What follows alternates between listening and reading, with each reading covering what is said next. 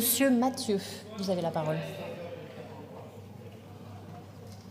Madame la Présidente, collègues, alors nous connaissons les amendements de repli, les amendements d'appel. Maintenant, nous faisons connaissance avec les amendements de diversion. Pourquoi la diversion ?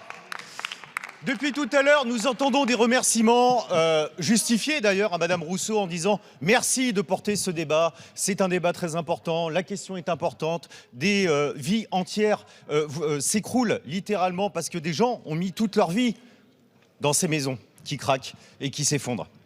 Mais qui va payer ? Qui va payer ? Et on entend le même discours que nous entendons depuis des mois de la part des perroquets, experts comptables, qui disent, quel que soit le sujet, qui va payer ?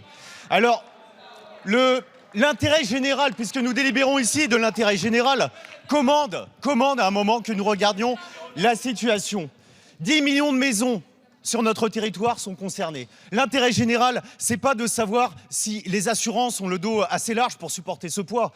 Elles l'ont. Ça a été rappelé à travers les profits qui ont été rappelés par Sandrine Rousseau tout à l'heure. Elles ont le dos assez large pour le supporter. La question, c'est comment on fait pour répondre de manière urgente à une situation qui concerne des dizaines de millions de personnes sur le territoire. Et comme nous l'avons vu ce matin, il y a des gens là qui nous regardent et qui sont au premier chef concernés par ce problème.